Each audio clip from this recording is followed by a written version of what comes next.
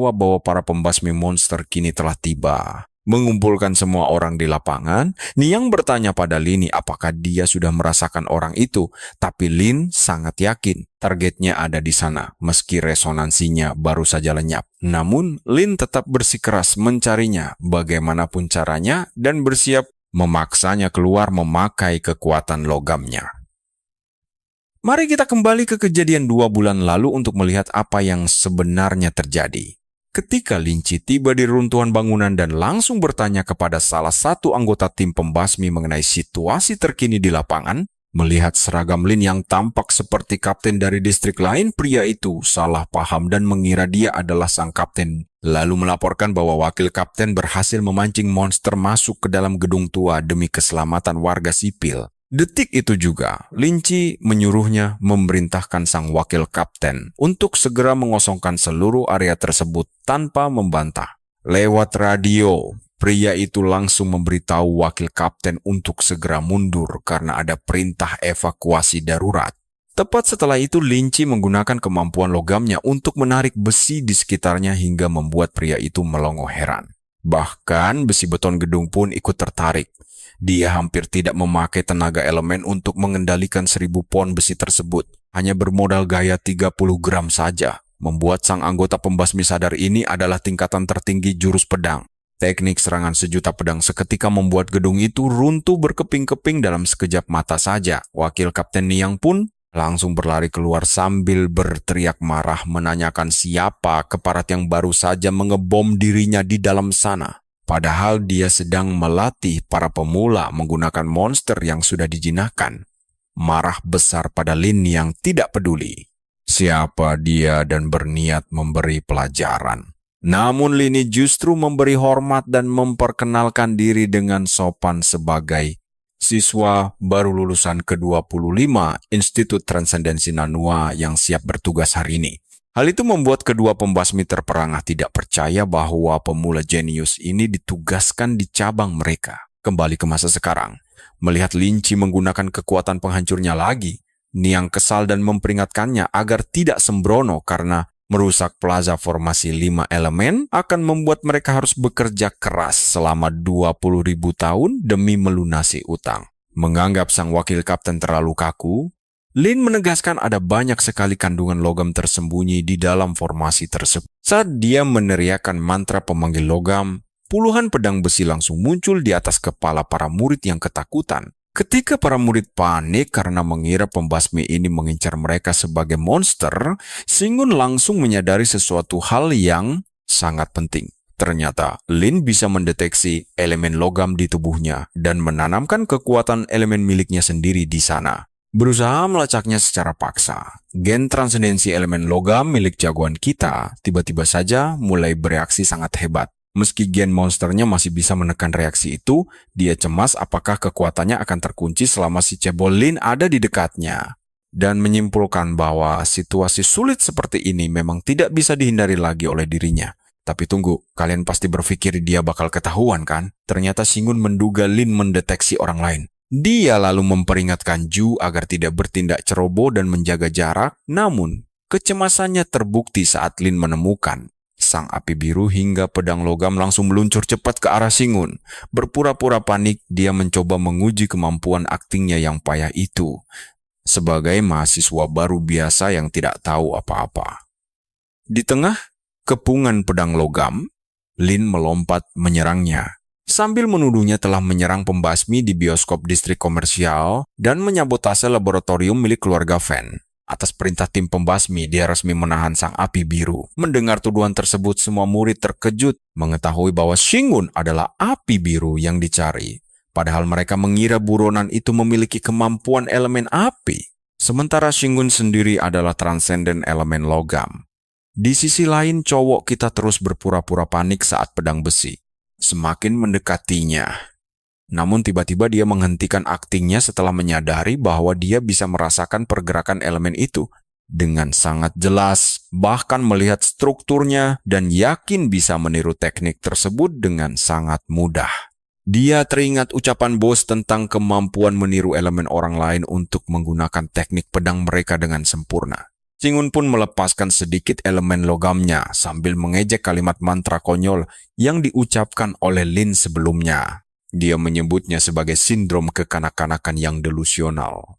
Menggunakan teknik pedang serangan bintang surgawi yang luar biasa, jagoan kita sukses mengendalikan pedang itu. Jadi, apakah penyamaran Xingun akhirnya terbongkar di depan semua orang? Yuk, kita simak jurus peta bintang Myriad yang bisa dipakai meski dengan sedikit elemen ini. Lin menyadari Xingun bisa menirunya hanya dengan sekali lihat saja dan curiga kalau jurus ini mustahil dipelajari cuma dengan menontonnya. Apalagi dia tidak punya peta bintang. Sementara itu, Nyang mengingatkan Lin Chi kalau si api biru beratribut api, sedangkan Xingun ini punya atribut logam. Tapi Lin tetap keras kepala dan sangat yakin dugaannya tidak salah, lalu berniat membuktikan kalau memakai api bukan berarti punya atribut api. Dia menjelaskan bahwa keahlian kecil dari atribut logam pun bisa memicu api, persis seperti dirinya yang mengandalkan kecepatan kilat dan kekuatan bintang membara, membuat pedang logam melesat begitu cepat hingga menciptakan kobaran api. Melihat itu, Bolang sangat kagum melihat Lin mampu memicu api di pedangnya sekaligus menguasai inti peta bintang Myriad. Dia yakin kendali Lin makin hebat setelah lulus sekolah. Karena curiga, sang guru juga memastikan bahwa orang beratribut logam memang bisa memicu api. Menduga Xingun adalah si api biru yang buron dan curiga status transendensi barunya hanyalah kedok belaka. Di sisi lain, Xingun justru sangat terpukau. Nah, perhatikan baik-baik. Saat Lin siap menghabisi si api biru dengan pedang petir yang diimpikan Xingun, tiba-tiba semua pedang logam itu hancur lebur dihantam kekuatan elemen air yang sangat dahsyat, bahkan langsung menetralkan seluruh inti serangan pedang Myriad milik Lin. Hebatnya lagi, semua murid di area pertarungan termasuk Xingun tidak terluka sama sekali. Ternyata itu ulah Shan Guangquai yang datang menolong Xingun secara tidak sengaja sambil mengira kedatangan mereka cuma untuk seleksi supernova. Dia lalu mengingatkan para pembasmi bahwa institusi transendensi Nanui berada dalam perlindungannya. Dengan tatapan tajam, dia bertanya, beraninya mereka menindas para muridnya, menegaskan tak akan melepas mereka begitu saja. Sang meminta para pembasmi menjadi juri dan memeriksa lapangan yang disiapkan akademi tanpa membuat masalah baru di sini. Namun Lin Chi langsung emosi dan meminta San menyingkir karena si api biru ada di sana. Sementara Nyang mengingatkan agar bersikap sopan saat berbicara dengan kakak San. Sambil tersenyum sinis, gadis itu bertanya apakah dia menyuruh wanita menyingkir, lalu membuat Lin ketakutan setengah mati. Saat dia memanggil naga air raksasa untuk memberi Lin pelajaran serta menyebutnya bocah kurang ajar, sadar dirinya tidak akan menang melawannya, Lin akhirnya memilih mundur dan ingin kembali ke markas. Ni pun terkejut melihatnya langsung menyerah begitu cepat. Bahkan Ni sendiri merinding melihat wujud elemen air dan naga yang tampak sangat hidup. Kalian pasti ikut iri melihat kekuatannya yang hampir mencapai transendensi bintang 5 legendaris. Dia merasa satu tamparan darinya bisa langsung membunuh senior bintang 3 tingkat puncak seperti dirinya. Saat yang setuju untuk segera pulang ke markas, Lin yang tampak kesal mengancam akan membawa 18 rekannya dari markas besar untuk menghadapi Sheng, membuat gadis itu murka hingga naga airnya nyaris saja melahap Lin bulat-bulat. Untunglah dia teringat pesan dari kepala sekolah untuk meredam sifatnya yang terlalu pamer dan flamboyan, menambahkan bahwa hal itu akan melindunginya dari masalah hubungan asmara. Setelah tenang, Shang bertanya kepada Lin mengapa dia tidak menyadari kalau si api biru sebenarnya beratribut logam waktu itu. Sebagai bukti, dia menyebutkan bahwa dia mengawasi kampus saat laboratorium keluarga Fen hancur.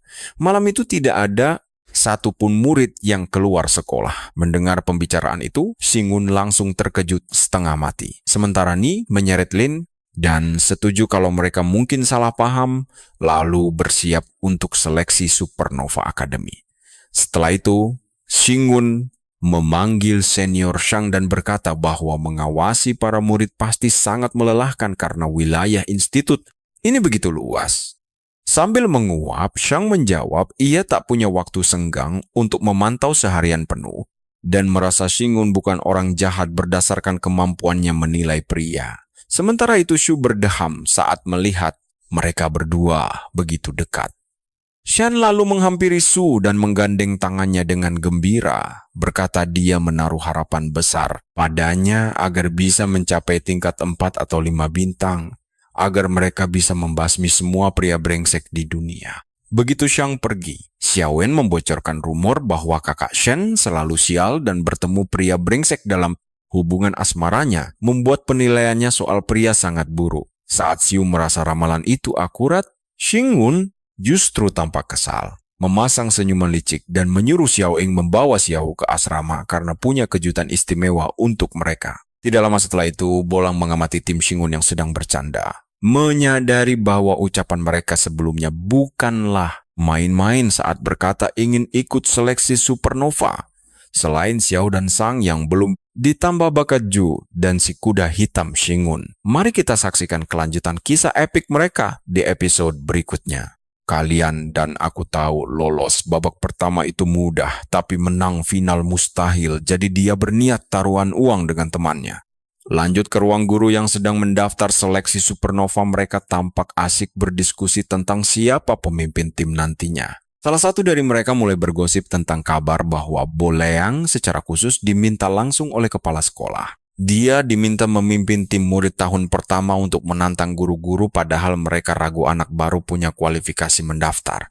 Tiba-tiba Bo mendobrak pintu masuk dan menantang mereka semua untuk bertaruh, kemudian adegan beralih ke kamar asrama Jiao. Di sana sang teman sekamar yang hobi merundung sedang memuji keberuntungan Jiao. Tampaknya keluarga Fan sangat tertarik pada mereka. Klan kaya itu ingin merekrut Jiao dan adiknya Xiao ke dalam tim keempat mereka. Si perundung pun membeberkan semua keuntungannya. Mulai dari 1000 botol esensi kehidupan per tahun, jumlah itu 2 kali lipat dari apa yang dicuri si bandit Singkun. Sambil merasa iri, cowok licik ini terus membujuk Xiao Ang agar mau menerima tawaran menggiurkan tersebut secepat mungkin. Dia pamer tentang sosok penolong luar biasa yang di luar mimpi mereka. Katanya Tuan Muda Fan punya cara sakti. Metode khusus untuk memicu kebangkitan kekuatan, hal yang paling dibutuhkan Shang saat ini demi masa depan keluarganya sendiri. Katanya ini berkah warisan leluhur, namun si perundung mulai menyerang mental Shang dengan mengungkit kelemahan adiknya, Xiao. Xiao baru pertama kali tidak naik kelas sementara Shang sendiri sudah 2 kali tinggal kelas di akademi ini. Dia menakut-nakuti bahwa bakat Shang buruk dan sulit bangkit, maka bergabung dengan klan Fan adalah jalan satu-satunya. Sekarang perhatikan baik-baik momen ini. Apakah dia bakal tergoda merombak takdir klan Jiao setelah pundaknya dirangkul begitu? Tapi Jiao sama sekali tidak peduli. Dia malah menyuruh si perundung menyingkirkan tangan kotornya itu dengan nada dingin. Sambil tertawa, dia memperingatkan Jiao agar tidak sok hebat, hanya karena merasa punya aliansi yang sangat kuat. Jiao menegaskan dengan lantang bahwa dia tidak akan pernah meninggalkan sisi kakak tertua seumur hidupnya, bahkan sampai mati. Jiao menepis cengkeraman itu dengan marah, membuat si perundung murka, langsung menarik kerah baju Jiao demi meminta penjelasan. Memanggilnya bodoh. Dia memperingatkan akibat buruk melawan klan Fan. Dia yakin Singkun akan segera berlutut kalah nanti. Singkun bakal kehilangan segalanya dan memohon ampun. Dia terus memprovokasi demi meruntuhkan keyakinan membajak milik Jiao. Dia menakut-nakutinya bahwa menolak tawaran ini berarti membuang satu-satunya peluang emas untuk membangkitkan kekuatan spiritualnya. Ujung-ujungnya Jiao hanya akan menerima getah dan balasan kejam, tapi Shang sama sekali tidak gentar menghadapinya. Dia sangat yakin kakak tertua jauh lebih kuat dari bayangan mereka dan menegaskan bahwa dirinya sendiri bukanlah sasaran empuk yang mudah ditindas. Kalian pasti tidak menyangka dia seberani ini. Dia langsung melayangkan hantaman telak ke perut teman sekamarnya tanpa ragu-ragu. Pukulan itu membuat si perundung terlempar ke kasurnya. Dengan emosi meluap dia memperingatkan Xiao agar tidak bersikap keras kepala, karena tidak ada jaminan keselamatannya saat tertidur. Nanti menanyakan apakah dia sudah siap mental untuk menghadapi malam panjang. Hidup tanpa kedamaian selama setahun penuh menyebutnya anjing gila. Si perundung membalas dengan pukulan berkekuatan penuh. Dia mengejek bakat sampah Jiao yang sok pahlawan, namun setelah menerima hantaman berapi itu, Jiao justru tersenyum lebar. Dia bergumam bahwa tanpa bantuan kakak tertua dia sudah mati sejak dulu, jadi hidupnya kini hanya untuk membalas budi.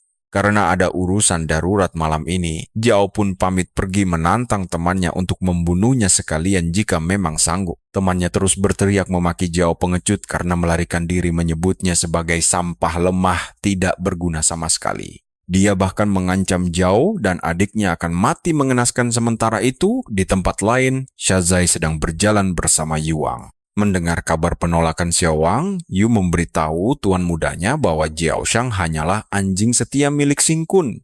Tampaknya mendekati siapapun di sekitar Xing Kun adalah hal sia-sia, tetapi Shazai memiliki rencana lain yang jauh lebih kejam. Dia menegaskan punya banyak taktik licik saat cara halus tidak mempan, maka metode kejam harus segera dia jalankan. Malam harinya Xiao dan Sang mengetuk pintu kamar Jiu, tapi tiba-tiba Xing Kun menarik mereka berdua masuk ke dalam. Dengan seringai menyeramkan di wajahnya, dia bertanya, apakah Dao kecil sudah siap mental menghadapi sesi latihan neraka ini? Untuk memulai latihan ekstrem tersebut, Xing Kun menyuruh mereka memejamkan mata erat-erat dan secara tak terduga terjadilah kekonyolan. Xiao mendadak melepas kaus kaki baunya, membuat Xiao Tao kebingungan setengah mati melihat kelakuan konyol kakaknya tersebut. Karena menganggap serius perintah kakak tertua, Xiao mengarahkan kaus kaki busuk itu tepat ke wajah Xiao Tao. Gadis malang itu berteriak ketakutan setengah mati, mengira kakaknya ingin membunuhnya, sementara Xing Kun sendiri malah tampak sangat bingung.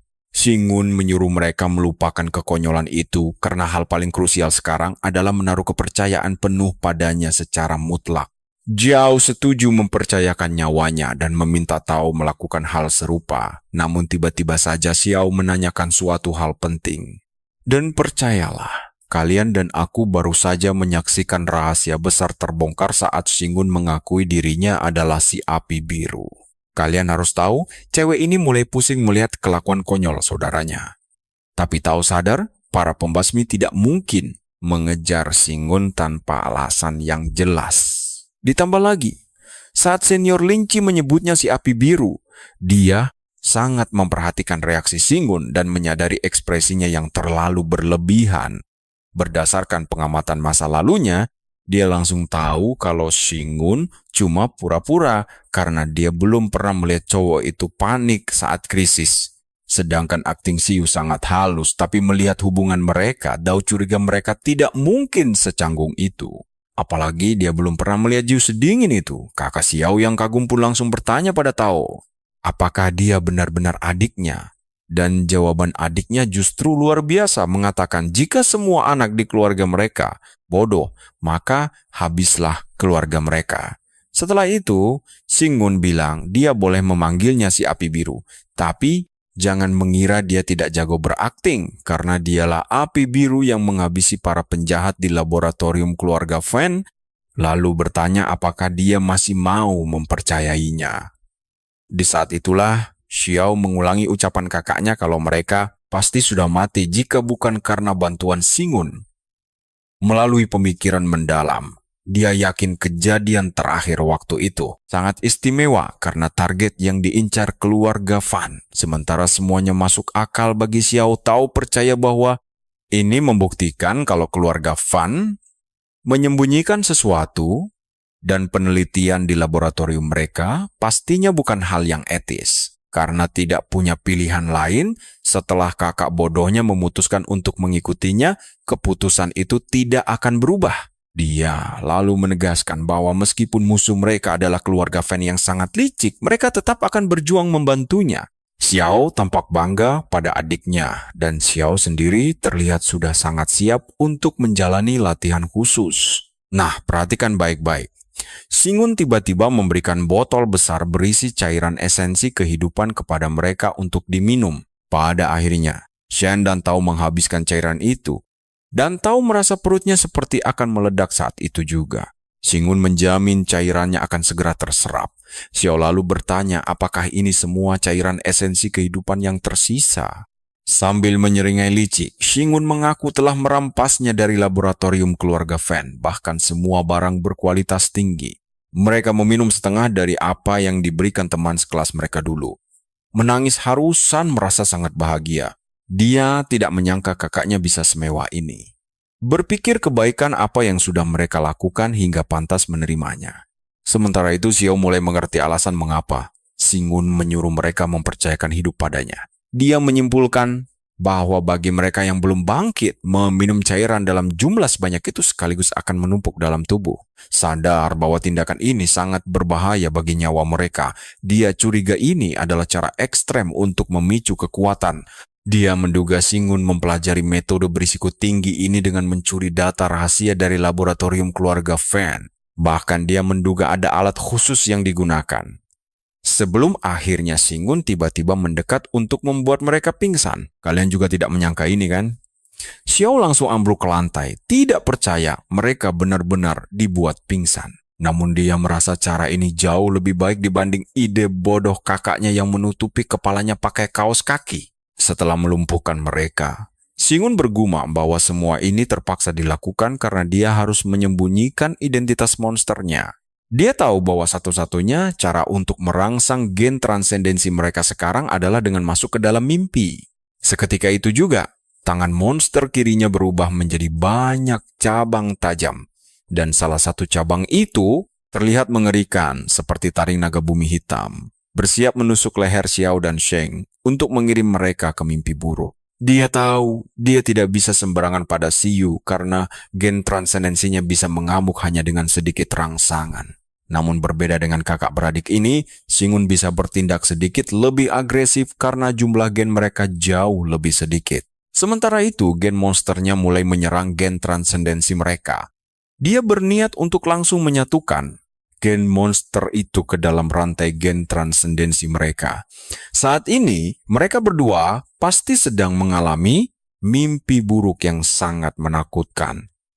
Di saat yang sama, gen transendensi mereka akan mencoba bertahan hidup. Lalu kita diperlihatkan mimpi buruk Xiao, di mana dia terbangun dengan tangan yang dipenuhi oleh darah. Dia berhadapan langsung dengan monster beruang bertaring besar, menyadari bahwa mimpinya kini telah berubah menjadi mengerikan. Sementara itu di luar pintu, Lin Chi merasakan ada sesuatu yang sangat aneh sedang terjadi pada Singun.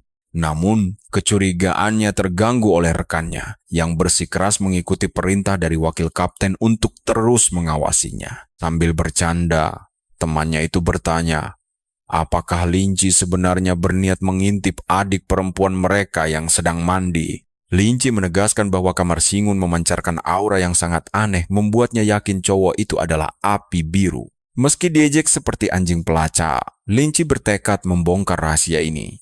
Percayalah, kelanjutannya bakal jauh lebih menegangkan. Mari kita lihat kebusukan Singun di seleksi supernova ini. Tiba-tiba, radio mereka berbunyi nyaring. Kedua pembasmi langsung mendapat peringatan darurat bahwa stasiun pasokan distrik utara diserang dan butuh bantuan segera. 4 pembasmi cantik yang berada di lokasi melaporkan bahwa sebagian besar lantai gedung hancur dan bau darah sangat menyengat. Ngerinya, tidak ada tanda-tanda korban selamat. Melihat bekas kerusakannya, mereka menduga ini akibat serangan monster. Tapi, anehnya, wujud monsternya sama sekali tidak terlihat. Saat melaporkannya ke markas besar, tim langsung bersiap memulai investigasi demi mencari korban selamat. Namun markas memperingatkan mereka untuk tetap waspada karena tidak mendeteksi adanya pergerakan monster besar di sekitar sana. Setelah itu, Kapten Song mencoba meyakinkan timnya bahwa mereka adalah skuad hebat penyembelih naga bumi. Jadi setidaknya mereka pasti bisa melindungi diri. Tak peduli seberapa kuat monster itu, merasa aman karena tak ada musuh. Dia sangat percaya pada kemampuan pendengaran transenden miliknya. Namun tiba-tiba, dia mendengar suara aneh dari kejauhan yang membuatnya terkejut. Dia bertanya-tanya apakah monster itu merasakan sesuatu? Apalagi suara itu mendekat dengan kecepatan yang sangat tidak masuk akal. Sadar tak bisa mengimbangi kecepatannya, sang transenden memerintahkan tim bersiap tempur. Meski mereka semua masih merasa bingung karena tidak melihat apapun di sana. Setengah mati ketakutan, dia panik saat mendengar monster itu tinggal 10 meter lagi. Dan tiba-tiba, ledakan dahsyat terjadi saat api biru muncul dari bawah tanah menyerang skuad cantik tersebut. Akibatnya, pelindung telinganya terjatuh dan memutus komunikasi dengan markas besar yang sedang panik menanyakan situasinya. Sekarang perhatikan baik-baik. Situasi makin memburuk saat alat komunikasi itu hancur diinjak kaki monster. Setelah beberapa anggota tewas, mereka sadar bahwa monster ini tidak terlihat, membuat Kapten Song segera memerintahkan. Mereka melepas formasi segel naga ke segala arah demi menahan monster itu dan mengutamakan keselamatan mereka. Saat segel dilepas, tangan salah satu anggota tidak sengaja menyentuh api biru itu. Seketika itu juga, lengannya hancur total karena gagal menahannya. Ketakutan, dia menduga monster tak terlihat ini minimal berada di tahap keempat. Dengan lengan yang buntung dan darah mengalir deras, gadis bernama Ai nekat mengaktifkan jebakan naga Merkuri. Menggunakan darahnya sendiri sebagai tumbal untuk membuat penjara darah. Melihat aksi nekat ini, sang kapten melarangnya dan menegaskan mereka hanya perlu bertahan sebentar lagi karena markas sudah mengirim pesan ke semua pembasmi terdekat yang akan segera datang membantu. Di saat kritis itu, Amai berteriak bahwa penjara darahnya tidak akan bertahan lama. Dia memperingatkan bahwa monster tak terlihat tingkat 4 ini terlalu mengerikan dan mereka tidak akan sanggup bertahan sampai bantuan tiba. Bahkan siapapun yang nekat datang menolong justru bisa ikut mati konyol di tempat ini. Sambil meminta maaf karena tak kuat menahannya, dia meminta rekan-rekannya ikut bertarung karena mereka berbagi peta bintang yang sama. Dia berharap bisa menyelamatkan Kapten Song jika mereka semua mau membagi penjara darah itu bersama. Sebab sang kapten selalu melindungi mereka selama ini dan sekarang adalah saatnya bagi mereka untuk berkorban melindunginya. Kalian pasti tidak menyangka, dalam kondisi sekarat pun mereka masih sempat bercanda sambil menyeret Kapten Song keluar. Mengatakan dia tidak berdaya melawan keinginan mereka saat para wanita bersatu. Namun, Song sangat panik dan menolak keras mengingatkan bahwa dia pemimpin mereka. Tapi anggotanya membalas justru karena itulah dia harus hidup. Jika tidak, semua akan mati sia-sia. Sambil melempar Kapten Song keluar dari penjara darah, mereka memintanya segera melaporkan monster ini ke markas dan memanggil para ahli agar pengorbanan rekan-rekannya tidak menjadi sia-sia. Setelah keluar, Song merasa sangat tidak berguna dan meratapi kelemahannya yang tidak bisa melindungi seluruh anggotanya. Saat dia berusaha mencari tempat aman untuk melapor, tiba-tiba dia mendengar suara serupa yang sangat dekat. Sial, ternyata ada lebih banyak monster tak terlihat yang mengejarnya dari belakang, membuatnya panik. Dia bingung dari mana datangnya makhluk-makhluk itu. Dengan kekacauan ini, waktunya makin mepet dan mustahil mencari tempat aman. Satu-satunya pilihan adalah melapor detik ini juga. Dengan gemetar, dia mencoba menghubungi markas, tapi sialnya, sinyal ponselnya hilang total karena energi elemen di udara terlalu kuat hingga mengacaukan seluruh jaringan komunikasi. Dia terpaksa berlari lebih jauh demi mencari sinyal. Sialnya, pergerakannya justru terdeteksi oleh monster-monster mengerikan tersebut. Makhluk itu mengejarnya dengan kecepatan luar biasa saat Song terus berjuang keras menghubungkan kembali sinyalnya. Begitu mendapat sedikit sinyal, dia langsung melapor agar markas jangan mengirim pembasmi di bawah bintang 4. Kalian dan saya pasti tegang menunggu kelanjutannya, karena monster tak terlihat itu sudah siap menerkam. Monster tidak terlihat, semuanya diduga berada di tahap keempat atau lebih. Tepat saat monster itu akan melancarkan serangan, kalian harus tahu, Song siap mempertaruhkan nyawanya demi laporan ini, dan saat itulah dia merasakan sesuatu yang luar biasa. Kesempatan untuk membangkitkan gen elemen kehidupan, tapi di luar dugaan, sosok yang datang paling cepat justru adalah Shang Guangqui, yang langsung menyelamatkannya dengan kemampuan elemen air sambil meminta maaf karena datang terlambat. Song memperingatkan Sang tentang monster-monster itu, tapi mereka tiba-tiba menghilang, dan Sang bilang monster itu sudah pergi. Sang menyayangkan hal ini, karena monster itu menyerangnya hanya karena ingin menjadikannya makanan cepat saji saja. Guangqui menduga para monster ini takut membuang waktu dan membongkar keberadaan mereka sendiri karena mengabaikannya. Ditambah lagi, monster mengerikan ini pasti punya tujuan lain yang lebih penting. Adegan lalu beralih ke Shin Kun, yang kini telah berubah menjadi setengah monster. Dia berpikir bahwa manusia merasa telah mengendalikan segalanya. Mereka mengira bisa menguasai monster dan mendominasi dunia lagi setelah hidup terlalu nyaman selama bertahun-tahun. Baginya, tanpa adanya tantangan, para transender tidak akan berkembang dan akan hancur saat bencana tiba nanti. Nah, perhatikan ini wujud mengerikan. Shin Kun langsung membuat Xiang ketakutan saat dia mulai menjilat mereka. Melihat aksi aneh itu, Jiu meminta Shin Kun menahan hasratnya. Namun Shin Kun malah memberikan jawaban yang sangat mengejutkan. Dia menjamin akan memakan Jiu terlebih dahulu karena rasanya jauh lebih lezat. Karena merasa jijik, Jiu mengatainya bajingan keji. Lalu Shin Kun mengaku tidak berani menanamkan daging atau darah monster ke tubuh Jiu karena gen transendernya bisa mengamuk. Tapi untuk mereka berdua, metode kultivasi ekstrem ini sangat cocok karena mereka tidak memiliki banyak gen transender. Karena penasaran, gadis itu pun bertanya mimpi seperti apa yang sedang mereka berdua alami saat ini. Shin Kun menjelaskan bahwa mimpi Xiao cukup normal, sebuah reaksi alami ketika seseorang sedang dikuasai rasa takut. Namun, kondisi Sheng agak aneh. Tampaknya gejolak batin dalam dirinya menyembunyikan kemarahan yang sangat besar. Seketika, Gen Xiao mengamuk saat dia terbangun sambil berteriak ingin membunuh orang yang ada di dalam mimpinya. Sambil menatap dengan ekspresi aneh, Shin Kun memberikan selamat karena mereka berdua akhirnya berhasil bangkit. Masih tidak percaya, Xiao menangis bahagia dan berjanji akan menjadi perisai sang kakak untuk membalas kebaikannya. Menyadari perjalanan mereka masih sangat jauh, Shin Kun menyuruhnya untuk terus berlatih keras demi meningkatkan level kekuatan mereka. Dia juga memberitahu bahwa ada sesuatu di tubuh mereka yang membuat gen transender berada dalam kondisi mengamuk.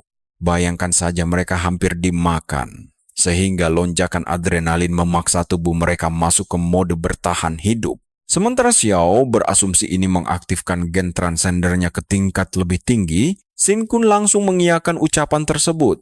Kalian tahu kan, seminggu lagi seleksi supernova dimulai? Nah, dalam waktu singkat ini, mereka harus bertambah kuat. Shin Kun menugaskan kakak beradik ini untuk menembus batas transender bintang 3, sebuah target yang sangat gila. Dia yakin mendapatkan bintang 2 sangatlah mudah.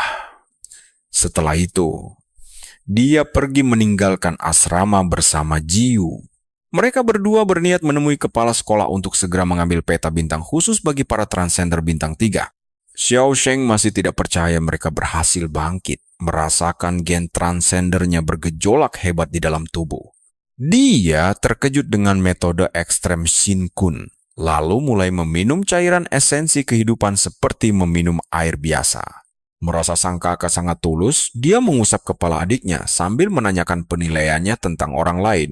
Tiba-tiba, adiknya teringat perkataan Shin Kun tentang seleksi supernova dan merasa cemas jika harus ikut serta. Namun Sheng memintanya menuruti semua perkataan sang kakak saja dan tetap santai karena ini hanyalah seleksi biasa bagi mereka. Apalagi sekarang mereka sudah memiliki kualifikasi resmi sebagai kandidat supernova yang sah untuk bertarung nanti. Meskipun dia mencoba bersikap tenang semester ini, dia meminta kakaknya mengingat kembali kekacauan semester lalu. Mendengar ucapan adiknya, Xiao langsung tertawa saat ingat bahwa dia telah menghajar hampir seluruh teman sekelasnya.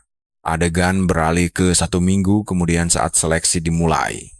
Di asrama, teman sekamar Sheng yang menyebalkan terlihat sedang asyik meminum cairan esensi kehidupan berharga tersebut memicu rasa penasaran temannya tentang dari mana dia mendapatkannya.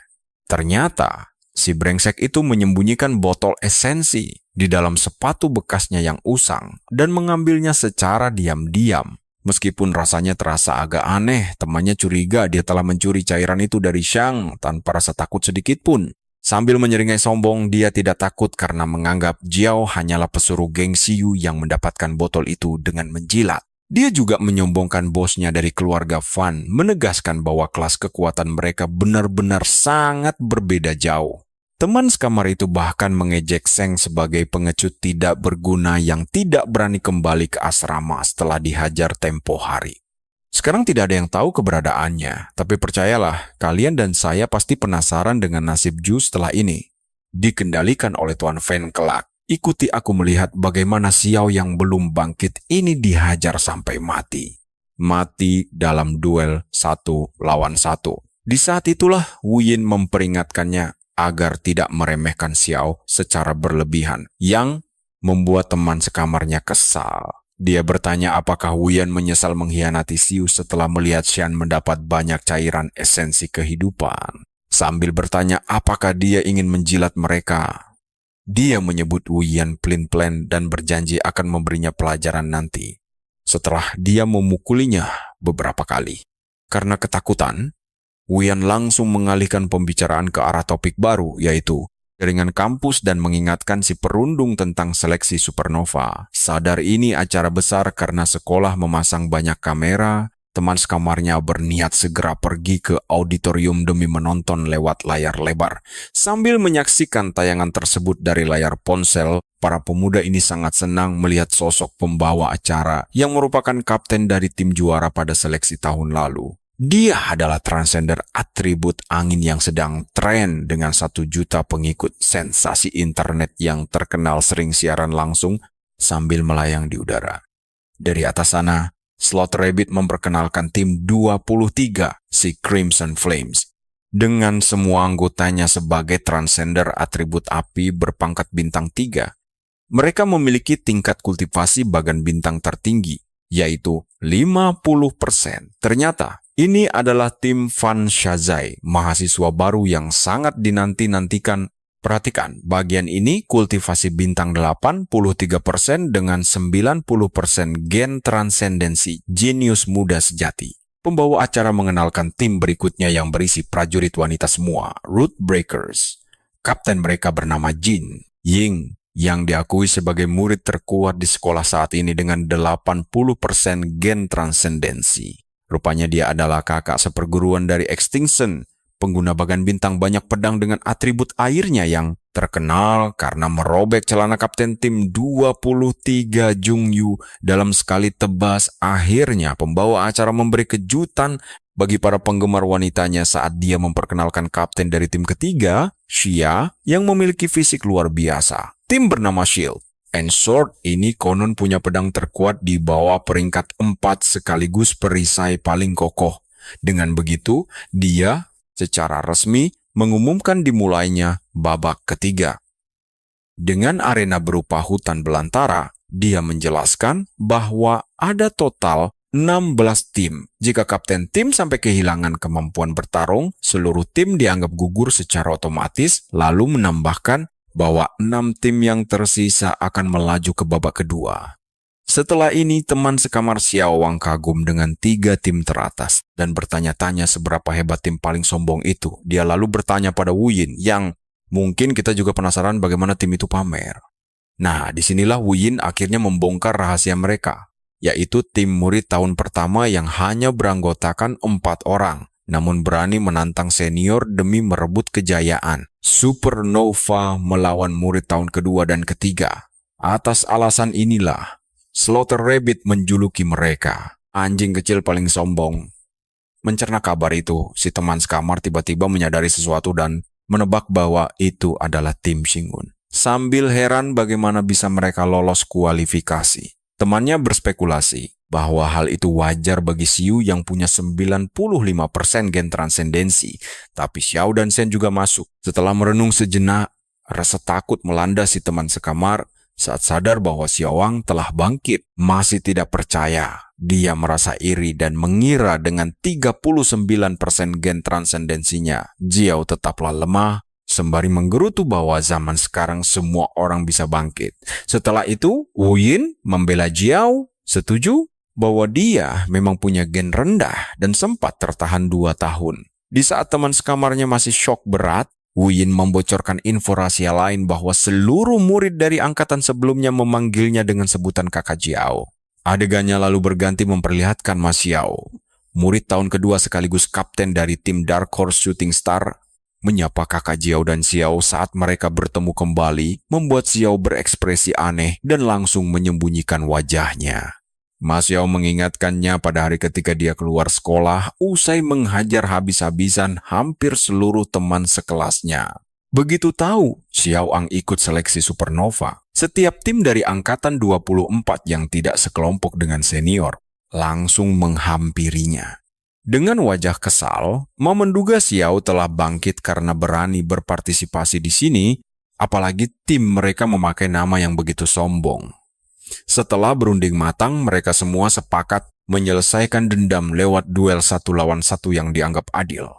Tepat saat itu, Shingkun menepuk pundaknya, merasa sangat takjub melihat Shen yang mengundang kebencian lebih besar darinya. Melihat banyaknya orang yang berniat menghajar Xiao, pahlawan kita bertanya apakah hanya segini jumlah lawan mereka karena rasanya masih kurang. Sementara itu, Guru Bo, Liang ditanya oleh rekan-rekan gurunya, apakah dia benar-benar ingin bertaruh pada tim murid baru untuk lolos babak pertama melawan tim-tim terkuat mereka. Percayalah, kalian tidak akan mau melewatkan babak pertempuran yang jauh lebih gila nanti. Kawan, bayangkan si guru penutup mata ini nekat bertaruh 100 botol esensi kehidupan kalau tim Liang bakal langsung gugur di babak pertama. Seteruan antar guru ini melonjak sampai 300 botol. Para pengajar tingkat 2 mulai ragu dan bertanya apa dia sanggup membayar konsekuensinya. Liang dengan santai menjamin kalau dia sanggup. Setelah itu, guru lain malah penasaran dengan arti nama tim milik Bose. Nama timnya konyol cahaya bintang kiamat. Di dunia yang hancur ini, rasanya aneh membicarakan akhir zaman secara terang-terangan. Dia berpikir itu semacam kutukan konyol yang menganggap dunia akan segera berakhir dan mereka bertindak seolah menjadi penyelamat tunggal. Guru itu menyimpulkan mereka adalah pemuda yang sangat sombong dan memang pantas disebut anak anjing paling angkuh oleh si kelinci pembantai. Kejutan dimulai saat adegan berpindah ke hutan, di mana Shinken Loki menyadari bahwa cahaya bintang sebenarnya mampu memicu kobaran api besar. Dia merenung bahwa sendirian dia tidak akan sanggup menyelamatkan dunia. Jadi sebelum kiamat datang, percikan api ini harus segera dinyalakan. Itulah alasan mengapa dia harus menambahkan bahan bakar pada cahaya bintang tersebut, rencana yang cerdik. Tidak lama kemudian, karakter kita menolak duel 1 lawan 1 dan memperingatkan tim Mao agar tidak terlalu meremehkan kemampuan diri mereka sendiri. Dia menyarankan agar mereka maju bersama demi memiliki peluang menang. Semua berjalan mulus sesuai dengan rencana matang Sing Hun. Perhatikan baik-baik, provokasi tajam ini langsung memicu amarah besar para musuh hingga mereka benar-benar kehilangan kendali diri. Sambil mencaci Sing Hun sebagai bajingan sombong, Mao panik karena tidak menyangka murid tingkat 2 akan mengeroyok mereka secara brutal. Dia menganggap hal itu sangat menjijikan dan berniat membongkar alasan kedatangan mereka. Tapi sebelum ucapannya sempat diselesaikan, tiba-tiba saja dia melihat Xiao Shang sudah bersiap untuk bertarung seraya berseru bahwa sang kakak tertua sudah memberikan perintah mutlak. Tanpa ragu, Xiao langsung melompat maju untuk menguji sejauh mana perkembangan Masao setelah sebulan lebih tidak saling bertemu. Mengandalkan seni bela diri, Shang menjatuhkannya ke tanah dengan sekali hantaman keras, membuat pria malang itu memohon ampun padanya. Shang yang sangat percaya diri menantang mereka semua untuk maju bersama, meyakinkan lawan bahwa mereka bebas menggunakan kekuatan transendensi.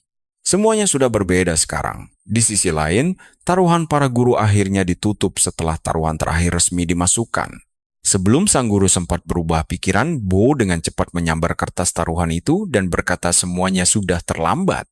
Meski begitu, guru itu kemudian bertanya kepada Liang mengenai latar belakang Xiao yang sebenarnya, mengingat bahwa mereka hanya peduli pada info kekuatan transendensi. Bo yakin jika guru bela diri sekolah yang bertaruh, mereka takkan berani melawannya. Walaupun Jiao hanyalah murid dengan gen transendensi sebesar 39% saja, dia sangat luar biasa tekun dalam belajar. Dia bahkan mengulang kelasnya sebanyak 2 kali demi bisa terus belajar dengan penuh semangat selama 2 tahun penuh. Guru Bo menceritakan meski Jiao gagal menguasai transendensi, dia justru menjadi sosok jenius di mata para guru bela diri. Kalian pasti setuju kalau dia itu ajaib. Apalagi Jiao selalu bersemangat mengajari teman-temannya setiap kali menguasai jurus baru. Bo mengungkap bahwa hampir semua teman sekelasnya pernah mendapat bimbingannya. Mereka menganggap Jiao sebagai mentor terpercaya bagi semua orang. Sebelum semester berakhir, karena Shang tidak yakin apakah dia bisa kembali ke akademi, dia melakukan sesuatu yang tak terduga. Dia memberi pelajaran terakhir kepada seluruh kelas dan menghajar mereka semua hingga pingsan. Sambil tertawa keras, guru penutup mata menganggap bela diri fisik tidak ada apa-apanya dibanding transendensi, bagai membenturkan telur ke batu keras. Saat Bo memberitahu bahwa muridnya baru saja bangkit, guru itu tetap meragukan kemampuan Jiao yang lambat berkembang ini. Guru bermata satu itu lantas bertanya, siapa lagi yang bisa mengimbangi standar mereka selain murid bernama Xiu si pemenang genetik? Sebagai tanggapan, Bo Liang malah mengacungkan jari tengahnya dengan santai dan menantangnya untuk memasang taruhan baru lagi. Dengan ekspresi tidak percaya, pria penutup mata itu bertanya apakah Bo yakin timnya sanggup mengalahkan murid tingkat 2. Dia kemudian menilai bahwa kemampuan murid-murid baru justru semakin melemah setiap tahunnya, kecuali segelintir orang yang berbakat alami. Dia menegaskan bahwa mereka yang lemah hanyalah bunga rapuh di rumah kaca yang tidak punya masa depan cerah. Mereka hanya akan menjadi mangsa bagi yang kuat, dan tindakan Bo ini dinilai hanya akan menghancurkan timnya sendiri. Alur cerita kembali beralih kepada Mao yang menjelaskan bahwa mereka hanya berniat menyambut kedatangan Xiao secara baik-baik. Namun melihat apa yang terjadi, tampaknya Xiao justru mengikuti pemimpin bodoh yang malah memprovokasi mereka untuk menyerang bersama. Menganggap kesombongan Xing Kun ada batasnya, Ma Xiao menjadi sangat murka karena merasa diremehkan oleh para pemula yang baru bangkit. Tindakan konyol ini dianggap sebagai langkah bunuh diri karena Xing Kun terus mendesak Ma Xiao memutuskan untuk mengabulkan keinginan itu. Dia bahkan meminta maaf terlebih dahulu kepada kakak Jiao karena terpaksa harus memberi mereka kekalahan yang telak. Saat semua musuh mulai mengaktifkan kekuatan mereka, Xiao justru mengejek kapten lawan dan menyebutnya bodoh di depan umum. Dia bersikeras bahwa sang kakak jauh lebih kuat. Tapi tiba-tiba sebuah energi hijau misterius muncul dari udara kosong. Serangan kilat itu langsung melumpuhkan Kapten Xiao, dan akhir tak terduga ini bakal kita bahas di video berikutnya. Sesuai aturan, Xiaolong pingsan sebentar, membuat tim Dark Horse Meteor tersingkir. Bersiaplah, perjalanan seru kita baru saja dimulai. Pengguna kekuatan elemen angin ini dengan santai menjatuhkan para kapten tim lawan sambil bergerak sangat cepat. Dia menganggap murid baru tahun kedua ini imut. Sambil bersenang-senang dia langsung menghajar Kapten Xiaowan sampai pingsan. Sangat rapuh seperti boneka. Tim mereka pun gugur, membuat para anggota takjub melihat kecepatan luar biasa musuh. Mereka merasa tidak punya peluang melawan, lalu mengira ini adalah tim tahun ketiga yang memulai latihan misi. Saat latihan berlangsung, sang pembawa acara dengan heboh mengumumkan kalau kelas 2 telah dibantai habis oleh musuh. Ternyata lawannya adalah Chenia, murid tingkat 4 dengan kekuatan elemen angin, mirip seperti si pembawa acara sendiri. Di sisi lain, si Chenia ini mengalahkan tim lawan dengan sangat gila saat melesat secepat kilat menjatuhkan kapten. Semudah berjalan di taman. Setelah menghabisi anak tahun kedua, Chen Xiao kini mengincar sang murid baru, Xing Kun. Xing Kun lalu berkata bahwa dia sangat suka menghajar murid baru. Sementara Xing Kun tetap tenang saat Chen menyerang. Melompat ke arahnya. Slaughter Rabbit berkomentar kalau anjing kecil yang sombong dari tim itu tampaknya sedang dalam bahaya. Saat musuh mendekat, Xing Kun menghindar tanpa ragu, lalu menggunakan kemampuan logamnya untuk mengumpulkan serpihan besi membuat pedang bintang, seperti milik Lini. Saat Chen menyadari kalau langkah Xing Kun tadi adalah mengalirkan energi transendensi miliknya ke dalam tanah, perut Chen langsung terkena hantaman telak dari pedang bintang tersebut. Akibatnya, si pengguna elemen angin itu langsung tumbang. Pengguna transendensi angin itu pingsan. Sekarang, perhatikan jurus konyol bocah kita. Dia menamainya pedang bintang peremuk ginjal. Sambil terkejut, sang pembawa acara melompat heboh dan berteriak bahwa Kapten Xing Kun tidak kalah, melainkan Chen Xia yang pingsan. Sama sekali tidak kalah. Tiba-tiba, jagoan kita merasakan keberadaan musuh lain dan menantangnya keluar dari tempat persembunyiannya sekarang juga. Dia menegaskan bahwa bukan dirinya yang butuh latihan, melainkan rekan setimnya, sambil setuju kalau anak tahun kedua sangatlah lemah. Sangat lemah. Slaughter Rabbit menyebut tim murid baru ini sangat sombong karena Xing Kun baru saja menantang tim 3 besar, yaitu tim Wind and Sand. Kapten tim mereka, yang juga pengguna transendensi angin, langsung maju menghadapi kesombongan mereka. Dia sangat kaget dengan keangkuhan tim murid baru. Sementara itu Mao yang terbaring di tanah merasa takjub dengan pilihan kaptennya. pilihan Kapten Zhao. Tim Win and Shen langsung membuat pusaran angin besar dan berencana menyerang dengan kecepatan penuh untuk menang, untuk mengeliminasi bocah-bocah sombong ini. Sambil tersenyum licik, Singun menantang mereka untuk menjadi samsak latihan timnya saja. Kalian pasti berpikir anak baru ini bakal tamat. Musuh yang maju menyerang pun mengira anak baru ini butuh pelajaran keras. Tapi melihat dia berhasil mengalahkan Chenia, dia berpikir kalau Chenia hanya bertindak ceroboh dan terlalu banyak bicara. Terlalu banyak omong sebelum menyerang. Namun, dia juga sadar kalau Singun tidak bisa diremehkan begitu saja karena kekuatannya. Kecepatan menciptakan pedangnya luar biasa. Ditambah lagi, bocah baru ini mampu membaca situasi pertempuran dengan sangat jeli dan tepat. Dia tahu persis kapan waktu terbaik untuk menyerang Chen. Pengalaman bertarungnya terasa jauh lebih matang dibanding murid lainnya. Pengalaman tempur yang sesungguhnya. Apakah ini murni bakat? Pria itu memutuskan untuk segera bertindak sesuai instruksi dari sang kapten. Sesuai perintah kapten. Tapi saat dia hendak menerjang Singun, tiba-tiba Xiao menahan tangannya dengan sangat kuat. Menahannya dan memanggilnya Lu Yin.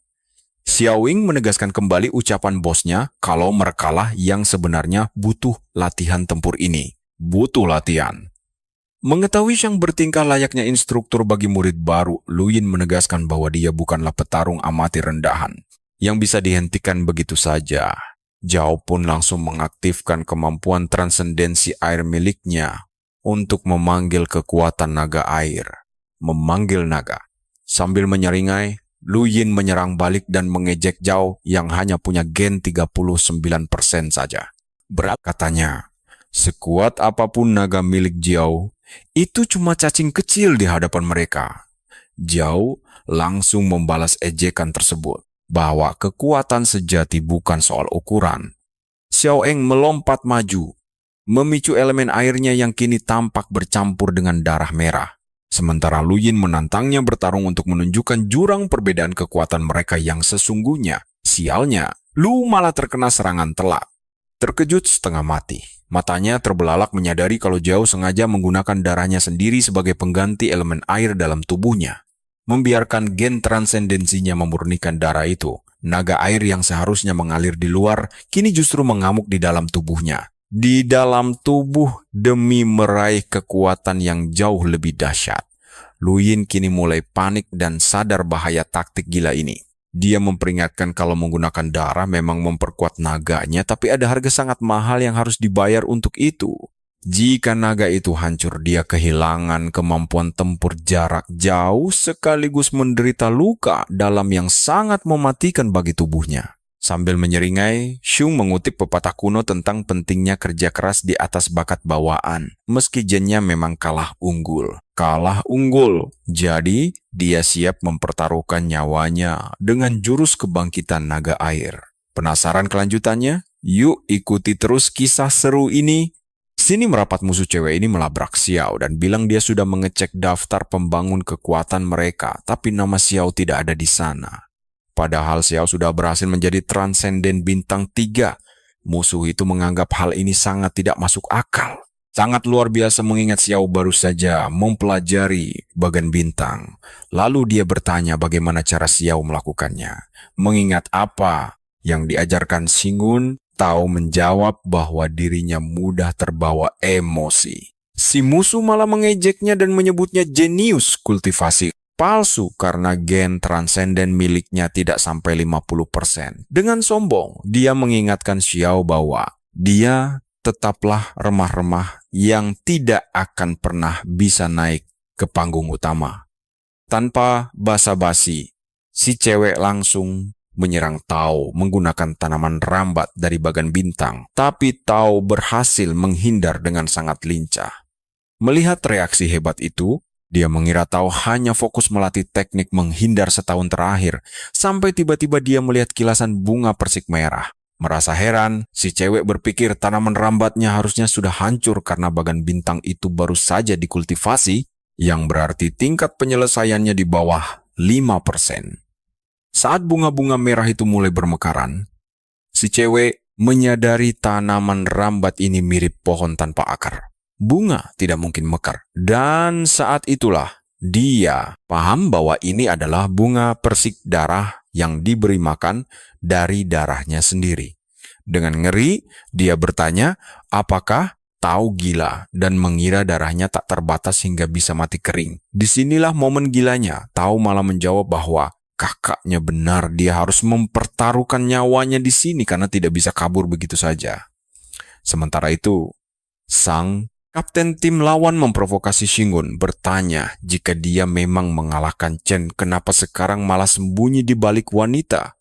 Mengira itu hanyalah sebuah keberuntungan. Sang kapten menyuruhnya menggunakan kesempatan emas ini untuk bertarung layaknya seorang pria sejati. Dalam hati, kapten yakin mereka akan menang karena dia sengaja memancing perhatian Shingun agar rekannya bisa melakukan serangan dadakan dari belakang.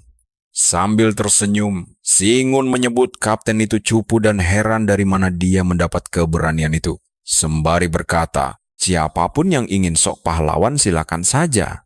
Tapi dia tidak tertarik. Dia pun langsung mengarahkan pedang bintang ke nomor 4 yang bersiap menyerangnya dari belakang.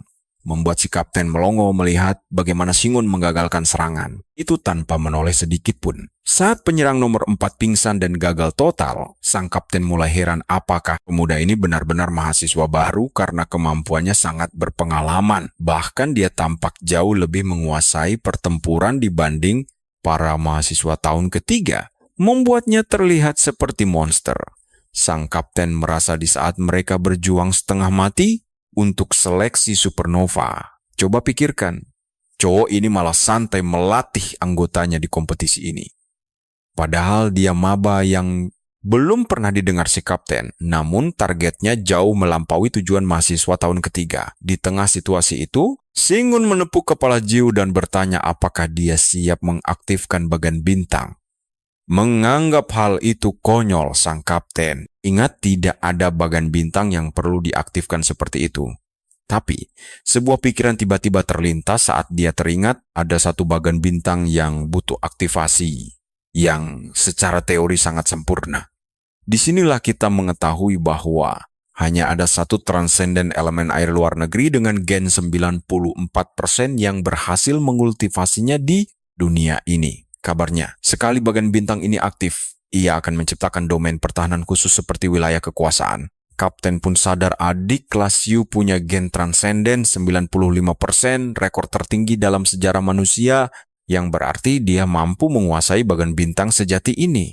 Di saat itu juga, Jiu mengaktifkan bagan bintang tersebut, bintang magnetik memancarkan energi dahsyat yang langsung menarik perhatian semua siswa yang ada di dalam hutan. Ternyata, bintang magnetik Jiu menciptakan lingkaran petir otomatis yang mampu menghancurkan objek asing di sekitarnya. Cewek dari tim angin pasir menduga itu hanyalah pelindung biasa dan merasa kagum melihat bagan bintang baru bisa menghasilkan efek sehebat itu. Lagi pula, Zhu hanyalah siswa tahun pertama yang baru saja naik ke bintang 3. Meremehkan kekuatannya, si cewek menggunakan bagan bintang 44% miliknya untuk menembakkan jarum bulu, namun serangan itu tidak berpengaruh sama sekali pada lingkaran petir Jiu yang bahkan melumat habis kumpulan bulu tersebut. Mengira itu pertahanan pasif biasa, si cewek dengan percaya diri menembakkan badai bulu tanpa henti ke arahnya. Yakin Zhu tidak akan sanggup menahannya. Namun lagi-lagi pelindung petir Zhu berhasil menangkis semua serangan dan membuatnya tidak terluka sedikit pun di dalam tamengnya. Cewek itu tidak mau menyerah begitu saja dan memutuskan untuk meluncurkan serangan lain. Kali ini menggunakan pedang bintang es raksasa bernama jangkrik es. Tak disangka, lingkaran petir itu langsung menghancurkan jangkrik es dalam sekejap.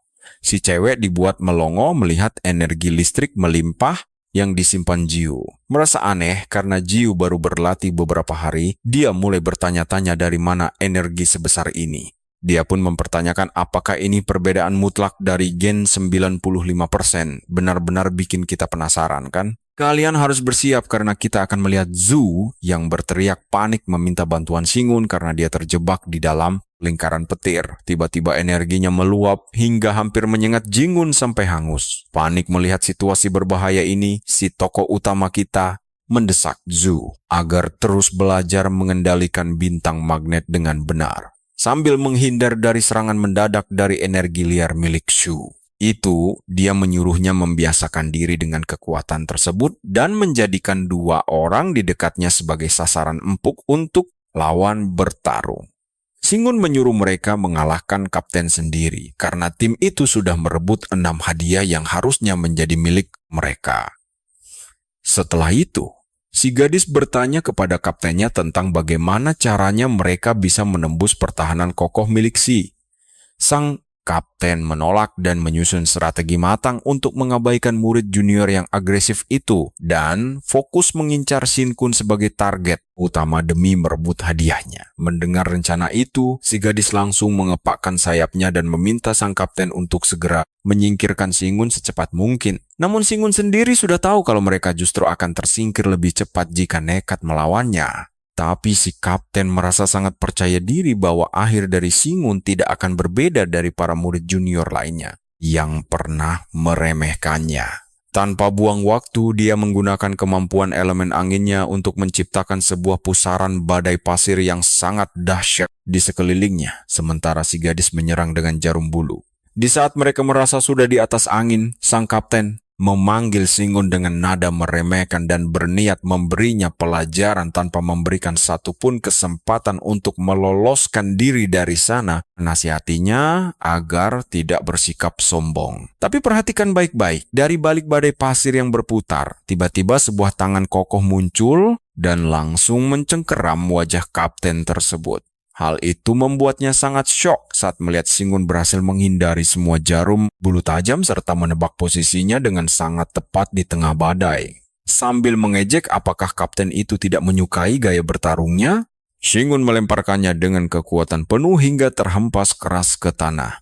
Serangan itu sangat telak sampai membuatnya tak berdaya. Sambil mengumpat kesal karena kalah secepat ini, sang kapten terhuyung-huyung mendekati Siu dengan rasa tidak percaya pada kekuatan luar biasa tersebut. Di sisi lain, guru bermata, satu bernama Leleyan, mulai menaruh curiga pada Shin Kun karena performanya yang dinilai terlalu hebat bagi seorang murid tahun pertama.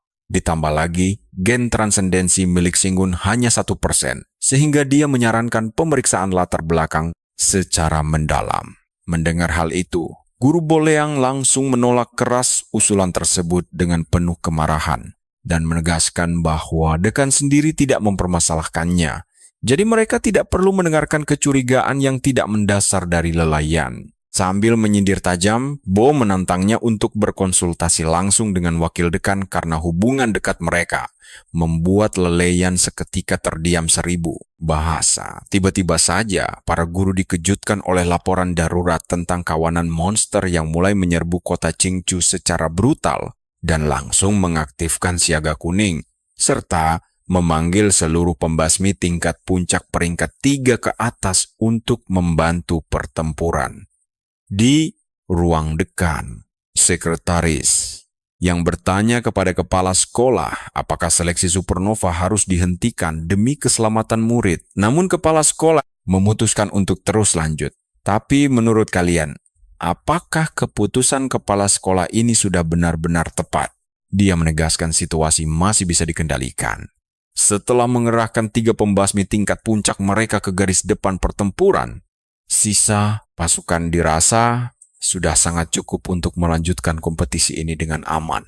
Terlebih lagi, sang dekan juga menegaskan bahwa seleksi ini bertujuan melatih mental baja para siswa agar tidak lari dari bahaya jika suatu saat nanti terjadi bencana yang sesungguhnya terjadi. Sementara itu, di terowongan tempat kemunculan para monster buas tersebut, Kapten Seong Yin bergegas tiba dan menanyakan situasi terkini kepada pembasmi yang berjaga. Pembasmi itu melaporkan bahwa segerombolan monster yang tidak terlihat telah berhasil dipojokkan ke dalam terowongan oleh 4 transender terkuat dari Nanua. Namun, ada situasi tidak terduga yang tiba-tiba terjadi, di mana kawanan monster tingkat tinggi yang sempat bersembunyi kini datang berbondong-bondong untuk menyelamatkan kawanan mereka yang terjebak di dalam sana. Mendengar bahwa semua transender tangguh sedang menuju ke lokasi, Tanden merasa menyesal karena tidak menaikkan tingkat energinya lebih cepat agar bisa ikut bertarung langsung. Setelah mengetahui bahwa ada 3 monster tak terlihat di dalam terowongan tersebut, Song mendeteksi dengan kemampuan gelombang soniknya untuk memastikan bahwa jumlah monster di sana memang tidak lebih dari 3 karena dia kini sudah menembus tingkat 4 bintang. Dia pun berlari ke dalam sambil memperingatkan semua orang untuk tetap waspada karena monster tingkat tinggi kemungkinan dipanggil oleh monster tak terlihat tersebut. Di tengah langkah cepatnya, Song tiba-tiba hanya merasakan hawa keberadaan satu monster saja. Saat dia menemui Shang Guangquai, dia terkejut karena mengira mereka sudah membereskan 3 monster tak terlihat seperti dugaan semula. Namun, Shan justru memandangnya dengan heran dan bertanya apakah pendengaran Yin sedang bermasalah karena mereka sebenarnya hanya melawan 1 monster, sementara 2 lainnya langsung menghilang tanpa bekas begitu tim mereka tiba di lokasi. Terkejut mendengar hal itu, Seong Yin sangat yakin kalau awalnya ada 4 monster. Dengan hilangnya 3 monster secara misterius, dia panik karena monster aslinya belum muncul. Kita semua pasti penasaran apa sebenarnya rencana licik monster-monster ini. Sementara itu, pembasmi lainnya berteriak memanggil Sang agar segera memberikan bantuan karena mereka harus menumbangkan 1 monster tersisa secepat mungkin. Kalian harus tahu ini mereka yakin bisa menghabisi monster tidak terlihat itu selagi 2 lainnya pergi. Walaupun monster ini setangguh naga bumi dan bisa menghilang, untungnya makhluk ini tidak bisa beregenerasi. Sambil melompat untuk membantu, Guangquai memerintahkan Seong Yin menggunakan kekuatannya untuk mendeteksi 3 monster tersisa agar mereka tidak sampai disergap secara tiba-tiba. Menjalankan misi tersebut, Yin mengaktifkan peta bintang surgawi dan meluncurkan gelombang sonik yang menyebar ke seluruh penjuru. Melalui gelombang itu, dia memantau situasi sekitar sambil berpikir bahwa Shang dan yang lainnya sedang bertarung sengit, sementara monster tahap 2 dan 3 terus berdatangan dari segala arah, bercampur dengan binatang buas yang berubah menjadi monster tanpa peringkat. Pasukan bantuan pun sudah tiba di sana. Berusaha sekuat tenaga, Yin terus mencari lewat gelombangnya untuk mendeteksi keberadaan 3 monster tidak terlihat tersebut. Namun setelah beberapa menit, dia terkejut karena tidak menemukan mereka di sekitar area itu. Lalu bertanya-tanya di mana mereka berada saat ini. Di sisi lain, di Akademi Transendensi Nyua, Zhao ternyata mampu bertahan dengan sangat baik, membuat lawannya heran dan berpikir bahwa dia sangat tangguh. Karena meski kehilangan banyak darah dan menerima rentetan serangan, Zhao tidak pingsan. Dia yakin mengalahkannya hanya masalah waktu. Namun, tiba-tiba lawannya menyadari sesuatu yang aneh bahwa gen transenden Zheng mendadak semakin kuat. Saat Xiao dan Zheng terus bertarung tanpa henti, lawan menduga meskipun mereka transenden tingkat rendah dengan sedikit gen, perkembangan mereka sangatlah cepat, bahkan bisa melampaui mereka yang berada di tingkat atas jika terus dibiarkan berkembang seperti ini. Lalu kita beralih ke Xiu, yang masih dengan mudah menangkis serangan bertubi-tubi dari Kapten Chu Sha dan pasukannya. Perhatikan baik-baik bagian ini, meski terus digempur setengah jam, pertahanannya masih kokoh. Mereka terus menyerangnya sekuat tenaga sampai Kapten Chu heran dan menduga dia punya pembangkit listrik pribadi di dalam tubuhnya yang tidak pernah habis. Di saat yang sama, Jiu mulai merasa terbiasa dengan kekuatan bintang magnet itu dan berhasil mengendalikannya. Saat energinya melonjak drastis, sang kapten dan rekannya merinding ketakutan, merasa sangat malu karena dibuat ciut oleh seorang mahasiswa baru. Tepat setelah itu, Zhu memperluas lingkaran elektromagnetik dan melesat cepat, terbang rendah layaknya kilatan petir. Melihat aksinya, musuh-musuhnya hampir kencing di celana saat dia meluncur cepat layaknya sebuah peluru kendali. Tepat saat Zhu bersiap untuk melepaskan sengatan listrik pemungkas, situasi mendadak kacau karena dia kehabisan energi. Zhu menyadari dia masih punya energi di dalam, tapi itu hanya cukup untuk mempertahankan bintang. Magnetnya tanpa bisa ditembakkan keluar. Akhirnya pelindungnya lenyap dan dia terpaksa mendarat tanpa pertahanan. Kalian pasti mengira dia tamat di sini kan? Beruntung rencana licik Kapten Chu langsung hancur berantakan. Sebelum dimulai, karena jagoan kita Sing Han mendadak muncul dan memukulnya hingga pingsan dari arah belakang. Sang kapten baru menyadari dirinya telah disergap. Setelah kejadian itu, si kelinci pembantai mengumumkan pengumuman mengejutkan bahwa Kapten Chusha telah kalah, membuat tim Doomsday Starlight lolos ke babak berikutnya bersama 6 tim tersisa lainnya. Saat semua teman sekolah menonton siaran ini, seorang siswa memperingatkan teman sekamar, Xiao bahwa sang tokoh utama kini sangat populer padahal dulu dia sering mengejeknya sebagai anak penakut. Ketakutan setengah mati, teman sekamarnya langsung memohon kepada Wu Yan agar mau membantunya meminta maaf karena tidak sengaja telah memecahkan botol cairan esensi kehidupan miliknya dan berjanji akan segera menggantinya nanti. Sementara itu di hutan, Fan Xiaozai tampak sangat kesal dengan kemenangan Shin Kun. Saat babak kedua dimulai, dijelaskan bahwa pada tahap kali ini, hanya akan ada satu tim saja yang keluar sebagai pemenang. Hadiah utamanya telah disembunyikan di dalam arena, dan tim pertama yang berhasil menemukannya akan langsung menang, ditambah mereka juga bisa mendapat petunjuk berharga dengan mengalahkan tim pembasmi. Di tengah hutan, Ju mengingatkan jagoan kita bahwa mereka harus mengamankan hadiah utama demi mendapatkan zirah transenden buatan yang dia incar. Tapi pasokan listrik Zhu benar-benar terkuras habis sehingga butuh waktu lama untuk memulihkannya kembali. Zhu lalu menyarankan untuk menyerap pasokan listrik kota, namun energi baru itu tetap harus dimurnikan lagi. Jadi butuh minimal 2 jam untuk mengaktifkan kembali pelindungnya. Sementara itu, Xiao Ying dan Xiao mendekat dengan tubuh babak belur. Xingun menegaskan bahwa pertarungan telah usai dan meminta Jiu membawa Jiao beserta yang lainnya untuk beristirahat, berjanji akan menyelesaikan semuanya sendiri. Percayalah, kalian dan saya pasti tidak sabar melihat kelanjutan duel epik ini. Kita bakal lihat babak kedua ini langsung berakhir sebelum dimulai. Dia menyuruh timnya berpencar lalu meminta mereka untuk mencari petunjuk sementara, dia pergi sendiri mencari peruntungan. Begitu masuk ke hutan, sebuah transmisi suara terdengar di telinganya saat seseorang membocorkan lokasi hadiah utama kepada Tuan Muda Fan. Wah, sepertinya dia sudah memenangkan babak kedua ini tanpa perlu berjuang, melainkan lewat jalur curang. Alur cerita lalu membawa kita ke 12 jam. Lalu saat Xiaozai sedang mengobrol dengan pamannya di pangkalan riset. Pamannya memberi kesempatan emas untuk meraih gelar kehormatan dalam seleksi supernova. Dan Xiaozai sangat yakin dia akan menjadi supernova Nanoa sekaligus yang terkuat di antara generasi muda. Apalagi keluarga Fan berniat meluncurkan cairan esensi kehidupan versi generasi ke-6 dalam waktu dekat ini. Xiaozai menduga bahwa keluarganya ingin mengambil langkah awal menguasai dunia. Namun, Paman John memotong perkataannya dan menegaskan bahwa langkah ini adalah untuk memuncaki dunia dan mengendalikan Nanoa. Sambil menunjuk ke arah bunga abadi, sang paman menjelaskan bahwa mereka tak perlu menunggu lama lagi karena bunga tersebut telah mempercepat rencana mereka. Dan saat bunga itu menggugurkan keempat daunnya dan menampakkan celah, tempat ini akan berubah menjadi wilayah kultivasi super kuat tempat gen transendensi semua orang berevolusi gila-gilaan.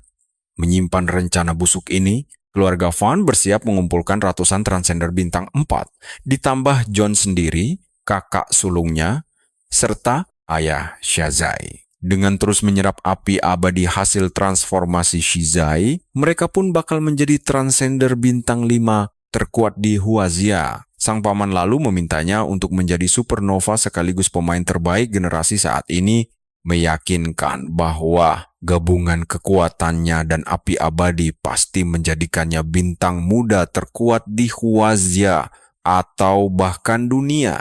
Sementara untuk pengganggu seperti Jiu dan Xing Kun, dia meminta keponakannya agar tak usah membuang-buang tenaga untuk merekrut mereka lagi, melainkan cari celah untuk menghabisi mereka dan mengambil gen mereka demi eksperimen. Kalian harus perhatikan ini, karena Xiaozai tahu persis lokasi semua hadiah yang tertimbun di bawah tanah. Hanya beberapa langkah saja. Ternyata, 1/4 dari pembasmi telah bersumpah setia pada keluarga Fan secara rahasia. Bahkan aturan babak kedua pun sengaja dirancang demi menguntungkannya. Ini seperti jalan-jalan santai baginya. Tapi, sebagai tuan muda dari keluarga Fan, dia memilih untuk berakting jujur dan bermain aman di hadapan publik, pura-pura mencari petunjuk dengan teliti. Dasar rubah licik, Shazai sadar bukan hanya pemandu acara yang mengawasinya, tapi kamera siaran langsung juga tersebar di seluruh hutan. Dia pun mulai menyebarkan percikan api kecil. Dan selama dia melakukan trik ini beberapa kali lagi, hadiah itu pasti bisa didapatkan dengan mudah.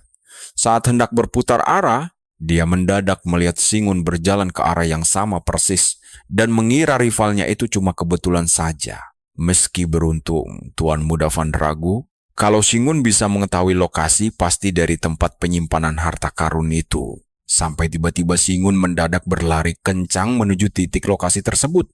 Sontak Shazai terperangah tidak percaya. Kalian juga berpikir ini bukan kebetulan kan? Shazai makin kesal saat tahu Singun lagi-lagi merusak rencananya. Singun tampak sangat beruntung, tapi Shazai yakin orang kasta rendah tidak akan bisa mengubah takdir hanya bermodal keberuntungan. Sambil menyeringai, Shazai ingat masih ada satu penjaga tangguh yang bersiaga di lokasi hadiah tersebut.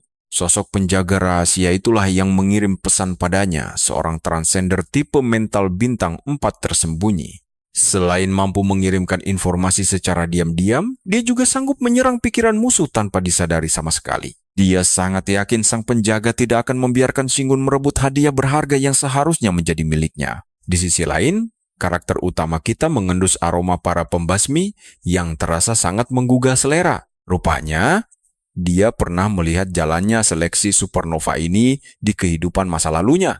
Makanya, dia tahu persis semua lokasinya. Dan ingat, ada 2 pembasmi yang berjaga di akhir. Sambil meneteskan air liur karena harumnya, dia bisa dengan mudah menemukan para pembasmi itu, walau sayangnya dia dilarang keras untuk memakan mereka.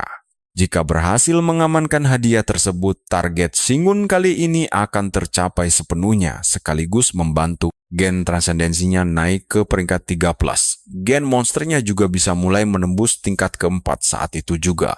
Tepat setelah dia membuka akses ke ruang bawah tanah, dia langsung disambut oleh satu-satunya pembasmi, Linky, yang terlihat sangat kesal saat berhadapan dengan sang api biru. Begitu pedang logam bintang menebas ke arahnya, jagoan kita terus mengelak dan menegaskan dirinya bukanlah api biru. Di tengah perdebatan seru mereka, penjaga rahasia heran kenapa orang ini yang datang dan bukannya Tuan Muda Van. Shazai yang mengawasi pun terkejut. Saksikan terus bersamaku, karena Singun harus melumpuhkan mereka dulu jika ingin mengklaim hadiahnya. Nah, kalian dan saya bakal lihat aksi gokil di mana si lawan menyerang bertubi-tubi sampai hampir meledak demi membongkar penyamarannya. Mereka terkapar di tanah, tapi si karakter utama kita malah melompat ke bawah tanah sambil berterima kasih pada Kak Senior Lin karena sudah mengalah. Saat pemuda kita melewatinya, Lin makin yakin kalau dia bisa merasakan kehadirannya. Di sisi lain, Shinkun pun merasakan hal yang sama. Karena tahu setiap detail gerakan pedang, Lin yakin pemuda ini adalah si api biru, tapi sayangnya dia tidak bisa melakukan apa-apa padanya. Sementara itu, Shazai mulai emosi dan curiga kalau si pembasmi sengaja mengalah. Dia penasaran apa sebenarnya hubungan antara Shinkun dan pembasmi itu. Tiba-tiba saja, si tuan muda langsung memerintahkan pembasminya untuk menghentikan Shinkun. Padahal para pembasmi terkuat lainnya baru saja pergi meninggalkan akademi karena siaga monster kuning. Pembasmi yang membantu Shazai ini menyamar sebagai rank bintang 3, padahal kenyataannya kekuatan aslinya jauh lebih ngeri dari itu. Dia adalah bintang 4 yang terkuat di akademi ini. Rencananya adalah menahan Shinkun sampai sang tuan muda tiba di lokasi. Si pembasmi pun langsung melepaskan sengatan psikis. Namun karakter utama kita sama sekali tidak terpengaruh dan santai saja berjalan melewatinya. Si musuh panik karena serangannya tidak mempan sama sekali. Dia sadar kalau seleksi ini sangat penting bagi tuan mudanya. Jadi, dia tidak boleh gagal menghentikan Shinkun, bahkan jika Lini sampai mengetahuinya.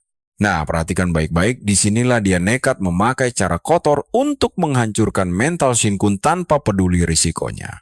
Dia tidak punya waktu untuk ragu. Saat Lini tampak mulai terkena dampak sengatan psikisnya, si pembasmi langsung mengeluarkan ledakan psikis berikutnya. Namun, dia justru syok setengah mati saat merasakan kekuatan mental Shin Kun sendiri. Bagaimana mungkin mental seorang manusia bisa sekuat ini? Menyadari betapa mengerikannya mentalitas monster di hadapannya, si pembasmi langsung mundur ketakutan karena serangan psikisnya justru berbalik menyerang dirinya sendiri. Sekarang jalan menuju hadiahnya sudah terbuka lebar, tapi karakter utama kita malah merasa tidak enak karena tidak sengaja membuat orang itu ketakutan setengah mati. Dia jadi bingung sendiri bagaimana caranya agar bisa tetap menyamar. Tapi ya sudahlah, dia tetap mengambil bola emas yang menjadi hadiahnya. Bola emas itu adalah baju pelindung robotik transenden yang legendaris. Target tercapai, sekarang Shin Kun siap untuk memulai proses evolusi barunya. Tapi tiba-tiba, dia merasakan sesuatu dari arah atas. Benar saja, itu adalah hawa keberadaan dari monster-monster bawah tanah yang sangat kuat. Setelah misinya mengungkap Legion berhasil, pemuda kita yang memakai zirah baru ini meminta maaf karena menyelamatkan dunia bukanlah tugas pribadinya saja. Menurutnya, kedamaian umat manusia akan segera berakhir mulai hari ini. Dan benar saja, sepertinya kekacauan besar akan segera dimulai di akademi ini. Kalian pasti tidak menyangka kalau monster kasat mata tiba-tiba muncul di Akademi Nanua, tepat saat para pembasmi pergi. Di tempat lain, Sein mencoba melacak mereka dan menyadari kalau jalur yang dilewati oleh ketiga monster tak terlihat itu mengarah langsung ke Akademi Nanua. Seketika itu juga, rasa takut yang luar biasa langsung menyerang pikiran Yin. Mereka salah mengira kalau monster-monster itu terjebak di terowongan. Padahal ini adalah rencana invasi besar-besaran dari para monster. Ini berarti seluruh pasukan terkuat di akademi sengaja dipancing pergi, sementara seleksi supernova sedang berlangsung dan membahayakan semua murid baru. Jika rencana monster sejahat itu, Yin yang panik menyimpulkan kalau manusia benar-benar telah meremehkan tingkat kecerdasan makhluk-makhluk mengerikan ini. Keadaan pasti akan menjadi jauh lebih buruk dari perkiraan. Detik berikutnya, Song langsung berlari kencang menuju terowongan untuk memperingatkan semuanya. Dia berteriak histeris kepada para pembasmi kalau ini adalah jebakan. Dan ketiga, monster kasat mata itu sedang menuju ke akademi. Para murid di sana sekarang berada dalam bahaya besar. Saat dia mendesak agar beberapa orang segera dikirim kembali ke akademi, salah satu pembasmi bintang 4 yang sedang bertarung sengit malah meremehkan peringatan itu dan mengejek Yin yang terlihat ketakutan. Dia menganggap Yin terlalu melebih-lebihkan kecerdasan monster tersebut dan menuduhnya hanya mencari alasan untuk melarikan diri dari pertarungan. Yin yang malang mencoba menjelaskan situasi yang sebenarnya, namun tiba-tiba seekor monster meluncur deras untuk menyerang dirinya dari belakang. Untungnya, dia diselamatkan oleh Kong. Rekannya itu mengingatkan Yin agar lebih waspada terhadap serangan mendadak monster-monster liar di sekitar mereka. Jika lengah lagi, dia tidak menjamin bisa menolongnya tepat waktu. Di sisi lain, si pembasmi bintang 4 tadi terus mengoceh bahwa monster hanyalah kegagalan mutasi genetik manusia yang kehilangan akal sehat. Dia lalu menceritakan pengalamannya di masa lalu saat bertarung melawan monster tingkat 5 terkuat di dunia, yang bahkan sampai merenggut salah satu bola matanya saat itu. Dia dia bersikeras kalau kecerdasan monster liar tidak akan pernah bisa menandingi kemampuan berpikir otak manusia normal pada umumnya. Kong juga memintanya untuk tidak cemas berlebihan. Menurutnya, jika monster memang secerdik itu, manusia tidak akan pernah bisa menang. Tanpa memedulikan argumen dari Yin, pembasmi bintang 4 itu justru menyuruhnya untuk membawa lebih banyak pasukan bantuan ke sini, guna menyapu bersih kawanan monster di sekitar, karena menurutnya cukup merepotkan untuk menghadapi monster tingkat 4 sendirian tanpa bantuan. Apalagi para petarung di bawah tingkat 4 dipastikan tidak akan mampu bertahan. Di sisi lain, jauh di dalam hutan, para pembasmi tingkat rendah sedang berjaga di menara pengawas guna menghentikan serbuan monster yang terpancing oleh kekuatan dahsyat dari pertempuran seleksi supernova yang sedang berlangsung saat ini. Saat mereka sedang membicarakan kondisi negara ini, aura pertarungan seleksi supernova. Nah, menurut kalian bagaimana takdir umat manusia selanjutnya? Mari kita tunggu kelanjutannya. Kalian dan saya akan melihat kekacauan besar saat monster tak kasat mata tiba-tiba menyerang mereka tanpa ampun melenyapkan tubuh mereka hingga menguap dalam api biru. Monster tak terlihat ini membantai siapapun yang terlihat, membuat para pembasmi dari menara pengawas lain langsung melaporkan situasi darurat tentang invasi misterius dari arah selatan. Tanpa ada jejak musuh, mereka memperingatkan semua orang untuk bergerak ke selatan, kecuali pembasmi yang menjaga arena. Di sisi lain, kelinci pembantai menyiarkan hasil dari fase kedua seleksi supernova yang di luar dugaan, di mana hadiah utamanya berhasil direbut oleh kapten tim Doomsday Starlight yaitu Shing-Kun sendiri. Saat mengumumkan gelar tersebut, dia mendadak melihat kilatan api biru misterius yang muncul dari dalam hutan. Dia juga mendapat perintah untuk segera menuju ke selatan demi menyelidiki ancaman yang tidak terlihat itu. Dia menduga monster ini sama dengan yang dilawan pembasmi tingkat tinggi yang memakai api biru kasat mata. Berpikir apakah ini kebetulan, dia langsung mengirimkan bisikan angin untuk segera mengidentifikasi monster misterius tersebut. Perhatikan bagian ini, pembasmi di hutan kini berhadapan dengan monster api biru yang melenyapkan segalanya tanpa sisa. Kelinci pembantai mulai curiga, karena menurut laporan sebelumnya, ada 3 monster tak kasat mata tingkat 4 di sana. Meski pasukan sudah dikirim, monster-monster berbahaya itu nyatanya berhasil menyusup ke dalam akademi. Mengambil tindakan cepat, dia mengumumkan situasi darurat dan memerintahkan seluruh siswa segera pergi meninggalkan area hutan. Mereka diminta kembali ke institut untuk berlindung, sementara para pembasmi bersiap mempertahankan posisi mereka. Mereka harus bertahan sekuat tenaga agar monster itu tidak lolos dari hutan, sementara wakil Kapten Niang memimpin evakuasi. Di saat yang sama, kelinci pembantai mendesak kepala sekolah Qingcai untuk segera menyegel seluruh area hutan tersebut.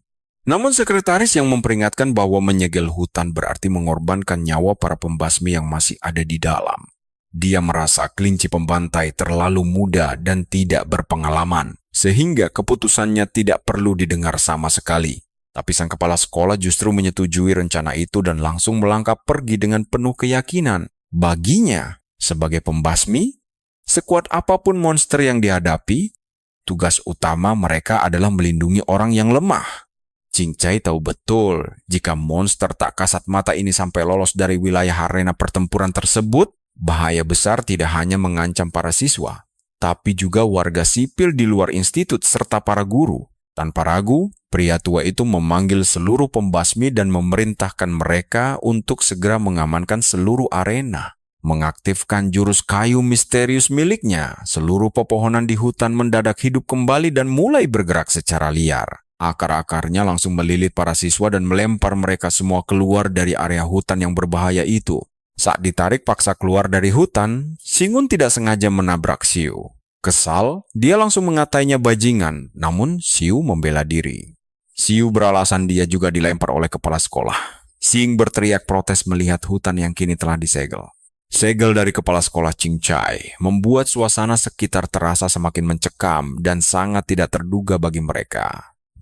Ditambah lagi, Shing-Kun tidak bisa mengendus jumlah pembasmi di dalam karena level kekuatannya yang masih terlalu rendah. Dia lalu mendengar para siswa berbisik bahwa petarung terkuat dikirim ke terowongan, padahal monsternya justru menyerang kemari. Kalian pasti berpikir hal yang sama. Shing-Kun sadar para petarung top sengaja dipancing pergi agar lengah. Kecerdasan monster ini jelas diremehkan dan itu fatal. Dia pun memutuskan untuk segera menyusup kembali ke sana. Di tempat lain, Kapten Chusha mengamuk kesal pada kepala sekolah karena merasa dirinya bukanlah anak manja. Sebagai calon pembasmi sejati, Chu selalu siap bertarung sejak masuk akademi dan berniat menerobos masuk ke pertempuran. Sayangnya, dia sama sekali tidak bisa menembus segel dan kayu raksasa yang sangat kokoh itu. Beruntung, salah satu anggota timnya menawarkan bantuan karena dia menguasai bagan bintang astrologi kayu yang diajarkan kepala sekolah. Dengan latihan keras di bawah bimbingannya, dia yakin bisa membuka jalan masuk yang disegel tersebut. Menggunakan kekuatan bagan bintangnya, dia akhirnya berhasil membuka celah jalan. Kapten Chu lalu menegaskan akan masuk sendirian.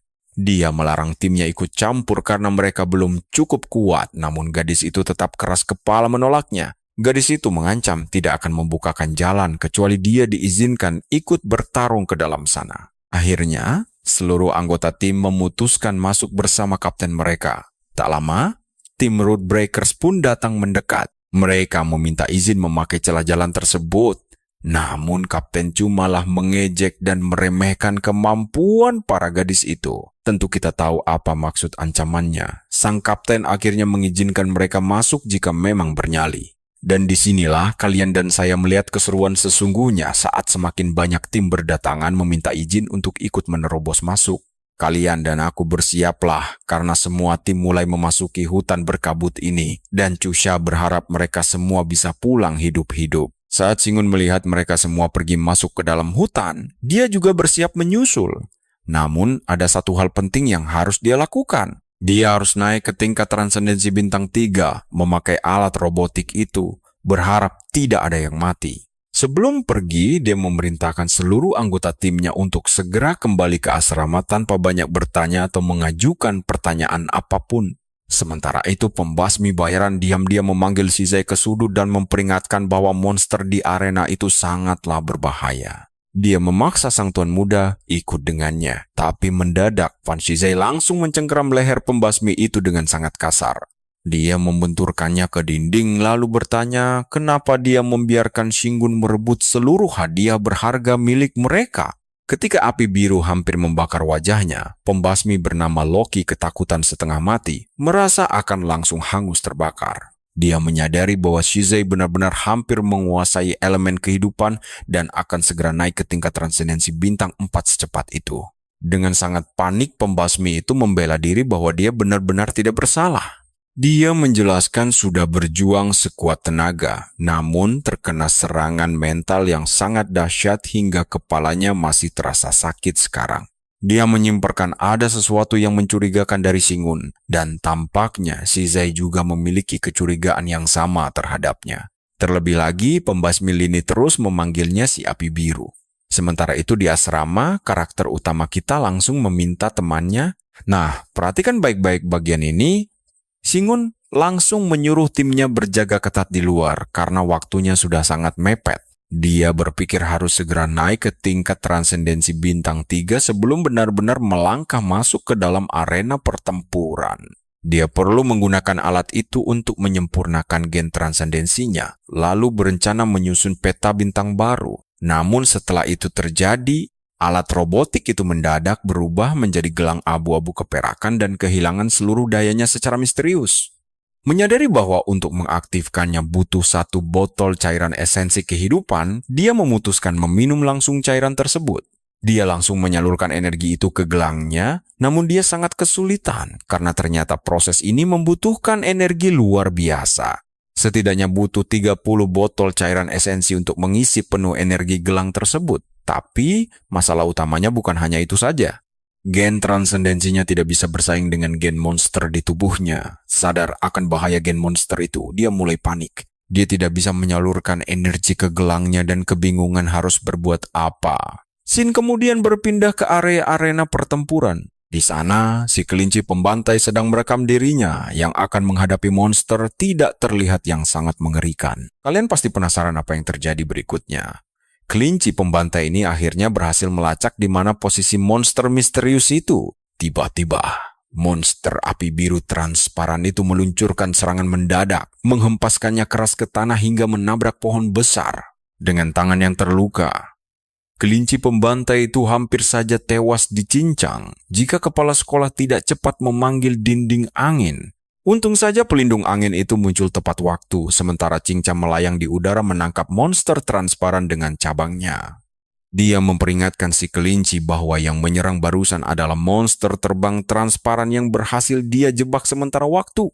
Namun dia tidak bisa menahannya lebih lama lagi. Kepala sekolah langsung menyuruhnya mencari satu monster sisa yang belum terdeteksi. Dia harus segera menemukan dan mengurung monster tersebut. Meskipun Qingca adalah penjelajah bintang 4 yang sangat kuat, dia kesulitan menahan satu monster sambil menghentikan yang lain. Jika monster terakhir berhasil lolos dari serangan jebakan kayunya, semuanya akan hancur. Dia tidak akan sanggup mencegah kehancuran akademi ini. Menyadari bahaya tersebut, gadis kelinci itu akhirnya menerima misi berbahaya ini. Meski beberapa tulang rusuknya patah, dia merasa uang ganti ruginya nanti akan cukup menyusahkan kepala sekolah tua itu jika dia mati. Namun, satu-satunya pilihan yang dia miliki sekarang adalah bertarung. Menggunakan mantra angin, dia mencoba melacak keberadaan monster liar tersebut. Karena gagal menemukannya, dia mulai ragu apakah benar-benar ada 3 monster transparan di sana. Saat itulah dia melihat para murid, mengumpat mereka sebagai bocah-bocah keras kepala. Dia tahu kekuatan monster ini jauh melampaui imajinasi liar anak-anak akademi tersebut. Kehadiran mereka di arena justru membuat situasi menjadi jauh lebih kacau. Dia berteriak menyuruh seluruh murid segera pergi menyelamatkan diri. Dia memperingatkan bocah-bocah itu bahwa mereka baru saja lolos dari maut dan bukan saatnya untuk pamer kekuatan konyol di sini. Mendadak, monster tak terlihat itu bergerak cepat ke arah mereka, membuat si gadis kelinci dilanda ketakutan yang luar biasa. Dia bingung kenapa monster itu harus mengarah ke tempat ini. Bahkan jika tangan kirinya tidak terluka parah sekalipun, hampir tidak mungkin baginya untuk bisa menyelamatkan semua murid itu sendirian. Tepat ketika dia berusaha mengalihkan perhatian monster, Chusha bersama penjelajah lainnya langsung maju ke depan untuk menahan serangan mematikan tersebut menggunakan perisai pertahanan mereka. Berharap perisai itu cukup kuat, monster tersebut justru dengan mudah menghancurkannya. Begitu api biru menyentuh penjelajah wanita itu, tubuhnya langsung lenyap seketika tak bersisa. Terkejut setengah mati, Chusha juga kehilangan salah satu lengannya dalam sekejap mata. Dan jujur saja, kita semua pasti merinding melihat perisai yang dianggap terkuat di antara murid justru hancur tak bersisa. Kalian dan aku tahu mereka tidak kuat menahan satu hantaman pun, makanya kelinci pembantai memperingatkan bahaya di depan. Mereka dipaksa mundur karena monster itu terlalu kuat. Lalu dia membawa Cha menjauh, tapi pria itu tetap menolak menyerah. Dia bersikeras masih punya satu tangan tersisa. Sadar penuh bahwa monster di tempat ini memiliki kekuatan yang sangat mengerikan. Karena itu rekan timnya meminta sang kakak kelinci tidak memaksakan diri, sebab pembasmi terkuat pun belum tentu bisa selamat. Tanpa peduli hidup atau mati, para murid justru menganggap pertempuran ini sebagai tugas mereka. Sebagai garda tempur terkuat, sang ketua tim Rootbreaker tiba-tiba meminta perintah kakak kelinci untuk maju menyerang. Mereka ingin bertarung sampai akhir, membuat kakak kelinci tersenyum, lalu menyebut mereka semua murid yang konyol.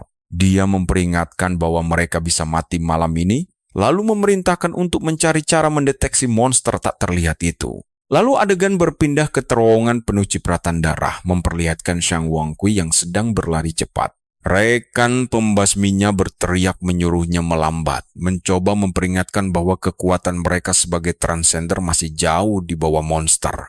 Apalagi monster ini tidak terlihat, membuat pertarungan menjadi sangat tidak menguntungkan bagi kelompok mereka. Saat dia mengira Sheng akan mati konyol, Sheng dengan tangan berdarah langsung mengaktifkan teknik naga darah. Ketakutan setengah mati, Kong mendesak mundur dan heran bagaimana dia bisa bertahan hidup hingga mencapai tingkat bintang 4. Kong menduga mereka membutuhkan serangan jarak jauh bertenaga transendental yang sangat kuat untuk mengatasinya. Namun Shan memanggilnya Pak Tua Kong dan mengejeknya semakin penakut serta keras kepala seiring bertambahnya usia. Perhatikan baik-baik, Kong akhirnya mempercayai konspirasi monster ini dan cemas akan keselamatan para murid.